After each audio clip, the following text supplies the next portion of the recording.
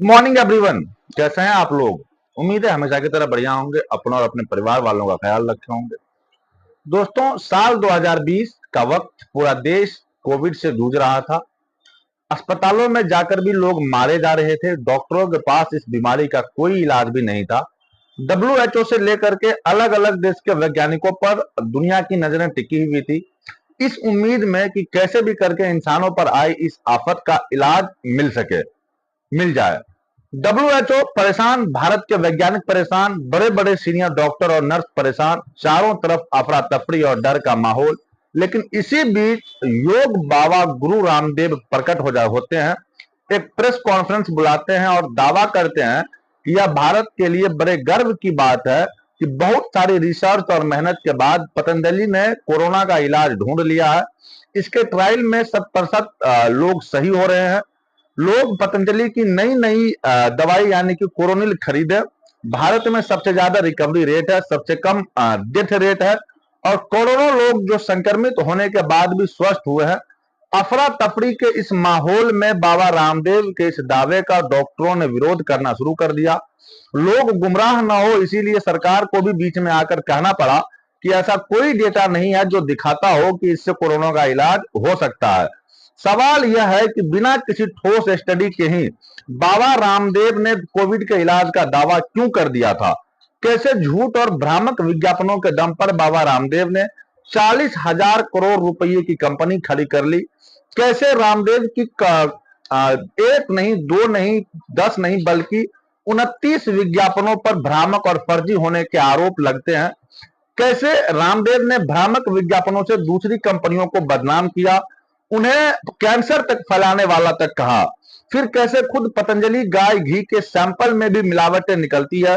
कैसे पतंजलि आंवले को ही आर्मी कैंटीन ने अपने स्टोर से बाहर निकाल करके फेंक दिया?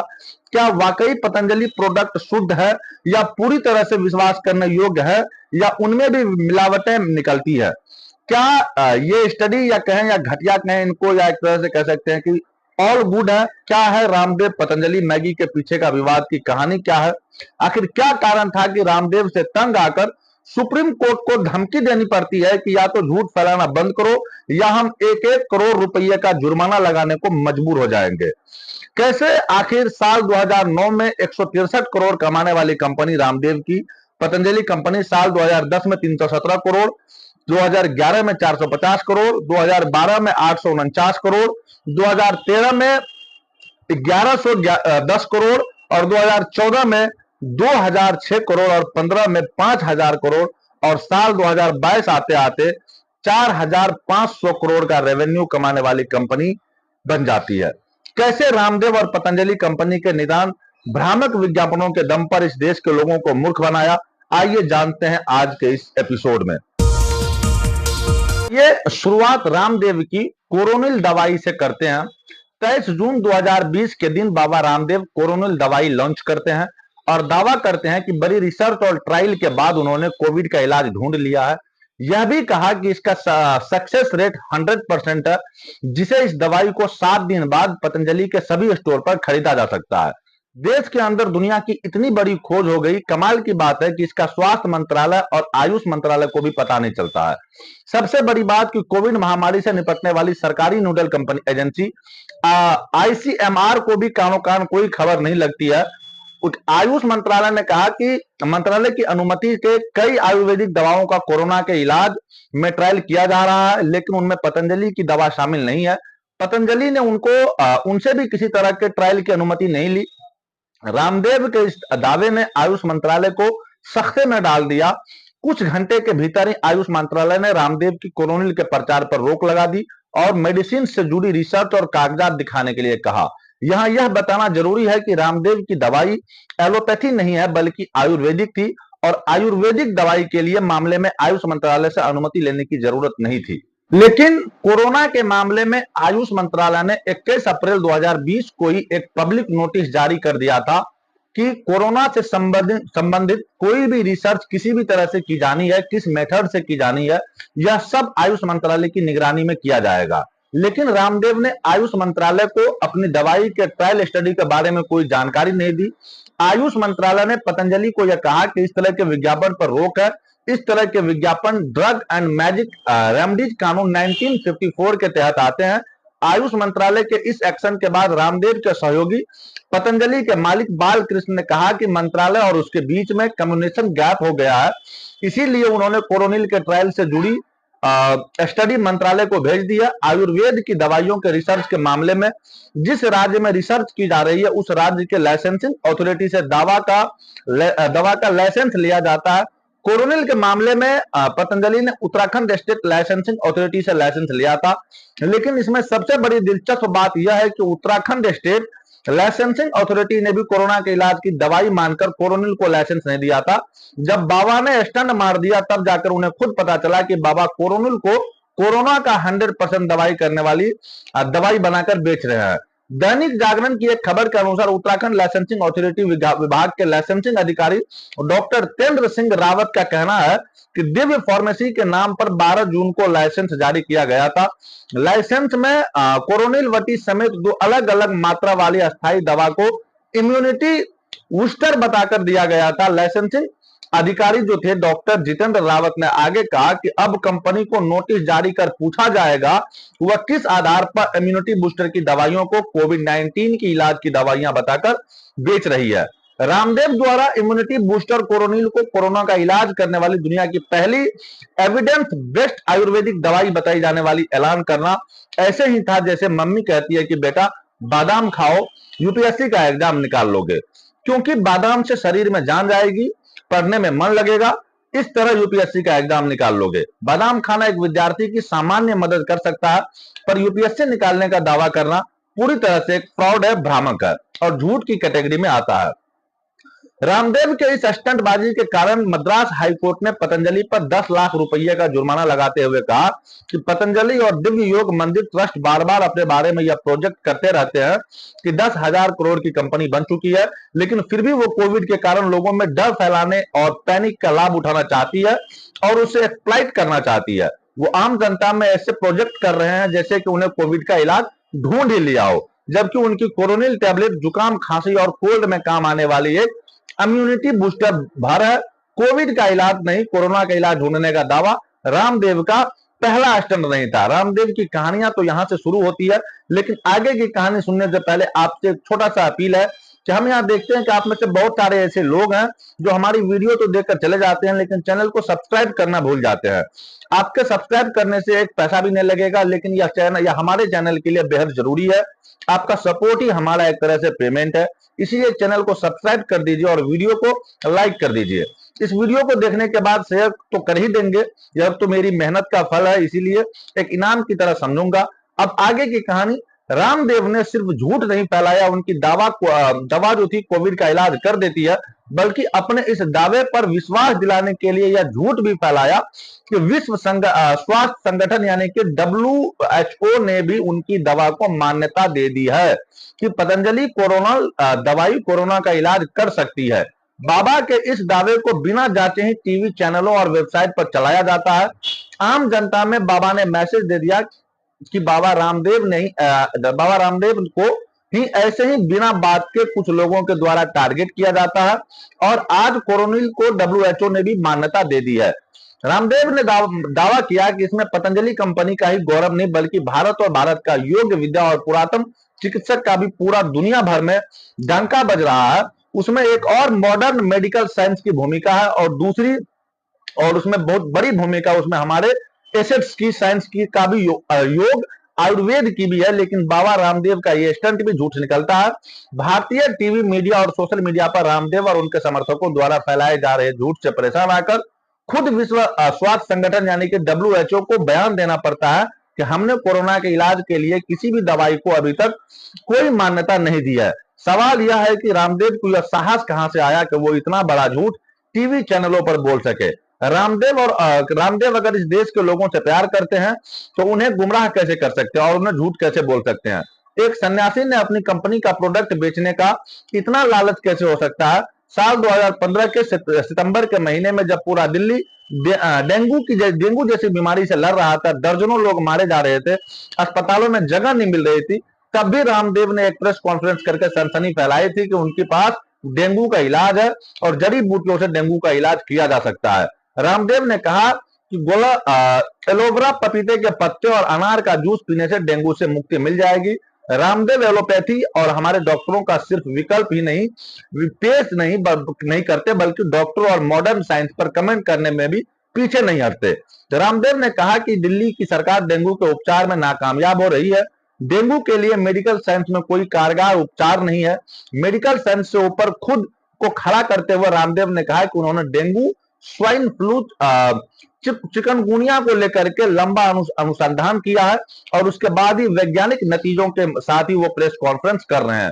प्रॉब्लम ये नहीं है कि रामदेव आयुर्वेद का प्रचार कर रहे हैं, खतरनाक यह है कि उनके प्रभाव में आकर कुछ लोग बिना किसी प्रूफ के, बिना किसी वैज्ञानिकों के रिसर्च के, बिना डॉक्टरों के पास जाने के बजाय अगर अन्य चिकित्सा विकल्प की तरफ जाएंगे, घर पर ही जड़ी बूटियां लेकर के इलाज करने लग जाएंगे, तो मरीजों पर इसका गंभीर परिणाम हो सकते हैं। उनकी जान भी जा सकती है। एलोपैथी या आयुर्वेद या यूनानी चिकित्सा जब तक किसी गंभीर बीमारी को पूरी तरह से स्टडी न हो, सरकार ने जैसे जांचा न हो, जब तक सरकार ने इसे मान्यता न दी हो, तब तक इलाज बीमारियों को ठीक करने के ऐसे विज्ञापन घातक साबित हो सकते हैं। रामदेव के बयान के बाद दिल्ली के एम्स अस्पताल ने बयान जारी करते हुए रामदेव के दावों का खंडन किया और कहा कि इस बात के कोई विज्ञापन, कोई प्रमाण नहीं मिलते हैं कि जड़ी बूटी से डेंगू का इलाज हो सकता है। अगर डॉक्टरों और मॉडर्न साइंस यानी मॉडर्न मेडिकल साइंस के खिलाफ माहौल तैयार कर और डेंगू के बाजार को देखते हुए साल 2019 के अक्टूबर महीने में बाबा रामदेव की पतंजलि ने डेंगू नलवटी दवा लॉन्च कर दी।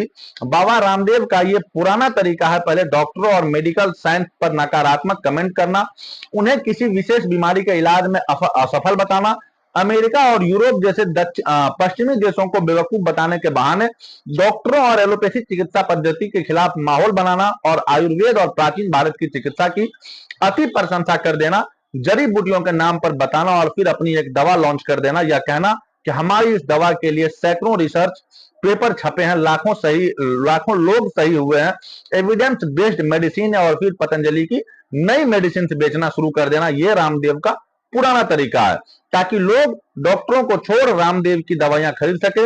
इसके लिए रामदेव बाकायदा अखबारों और टीवी पर बड़े बड़े विज्ञापन देते हैं, पैसा झोंकते हैं। साल 2016 में रामदेव ने पतंजलि के कच्ची घानी सरसों तेल के लिए विज्ञापन निकाला और इस विज्ञापन में पतंजलि ने दावा किया कि अन्य कंपनियों के सरसों तेल में मिलावट है, और रामदेव का इतना बड़ा बयान और भारत में फूड क्वालिटी के लिए जिम्मेदार सरकारी संस्था FSSAI इसके बारे में पता ही नहीं किया कि इसकी जांच के बावजूद सभी सरसों तेल में मिलावटें कैसे हो सकती है।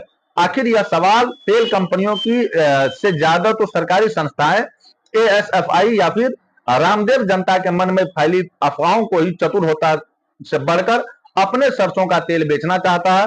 रामदेव ने अपने विज्ञापनों में कहा कि अमेरिकी संस्थान NCBI के अनुसार अन्य कंपनियों के सरसों तेलों में पाया जाने वाला हैकोन ने यह दावा भी किया जाता है कि अधिकतर रिफाइंड ऑयल और सरसों के तेल न्यूरोटिंग सॉल्वेंट एक्सट्रैक्शन प्रोसेस से बनाए जा रहे हैं। लेकिन पतंजलि ने कच्ची घानी सरसों तेल में किसी भी प्रकार के केमिकल का उपयोग नहीं किया है। लेकिन कमाल की बात यह हुई कि रामदेव ने अपने विज्ञापनों में जिस अमेरिकी संस्थान NCBI पर हवाला दिया, उस अमेरिकी संस्था ने उल्टा रामदेव के ही दावे को नकार दिया।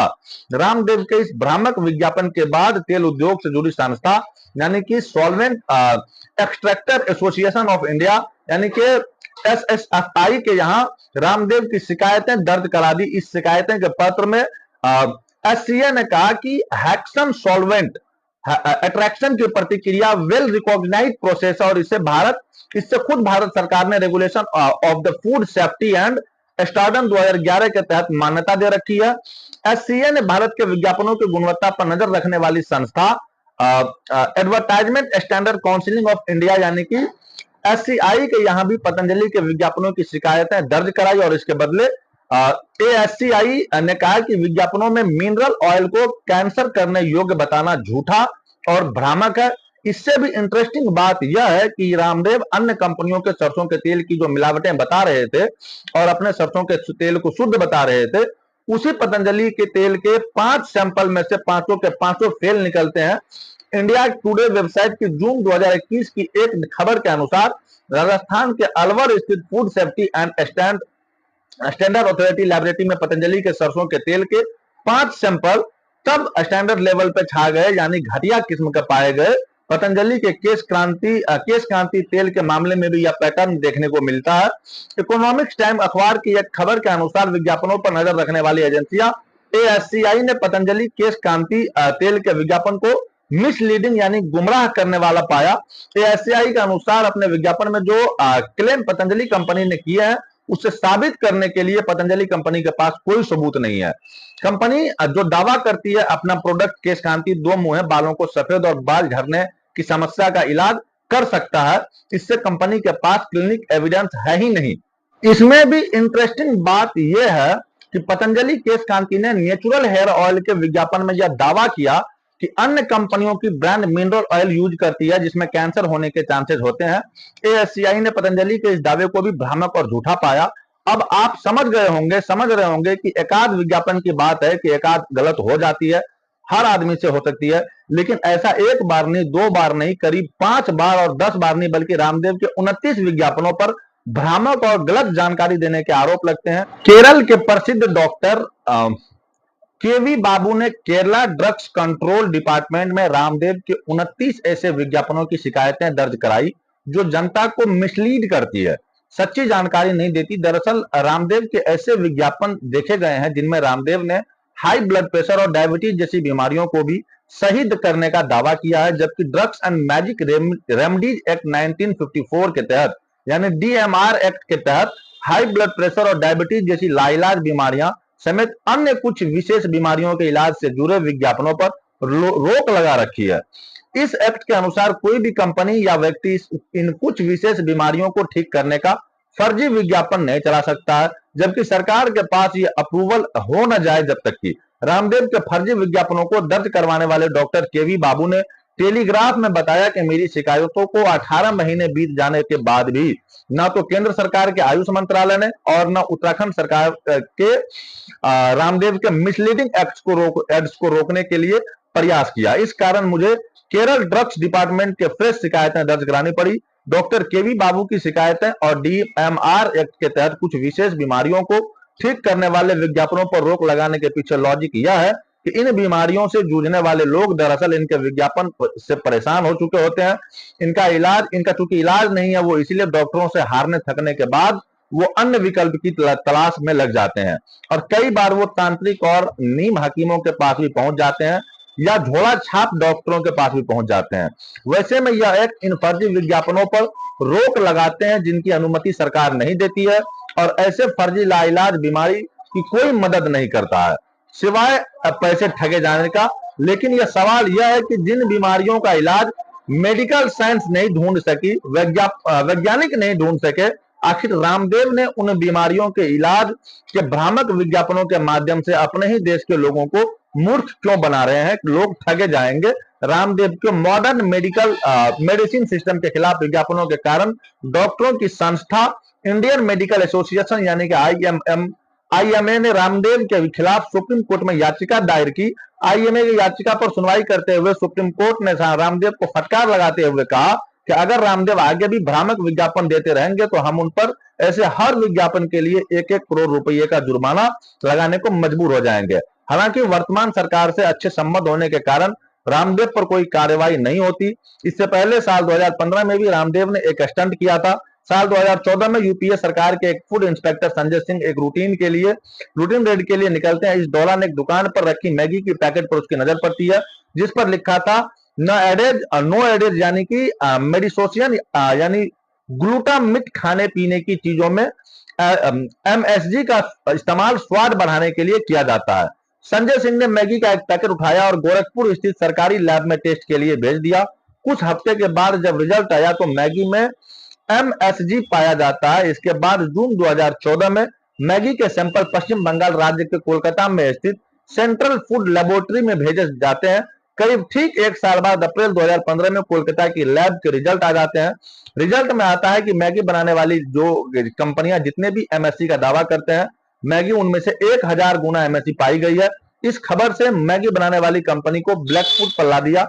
5 जून 2015 के दिन भारत में फूड डिलीवरी पर नियंत्रण रखने वाली केंद्रीय संस्था यानी कि FSSAI ने पूरे भारत में मैगी पर बैन लगा दिए और नशीली से मार्केट से अपनी मैगी को सभी के सभी पैकेट निकालने के लिए कहा। सरकार ने नशीले के खिलाफ अनुचित व्यापार व्यवहार से में संलिप्त होने के गलत लेबलिंग लगाने के मैगी नूडल्स के संबंध में भ्रामक विज्ञापन दिखाने के कारण 6,640 करोड़ हार जाने का मुकदमा दर्ज कर दिया।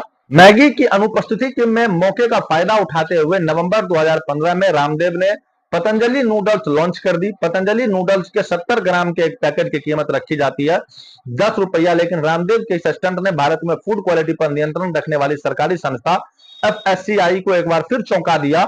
FSSAI ने कहा कि बाबा रामदेव ने हमसे मैगी की अनुमति नहीं लिया।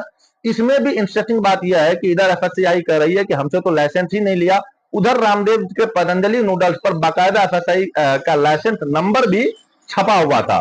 इस पर FSSAI ने चेयरमैन पर्सन आशीष बहुगुणा ने बयान दिया कि जिस प्रोडक्ट को अप्रूव ही नहीं किया गया है उसे लाइसेंस नंबर कैसे मिल सकता है।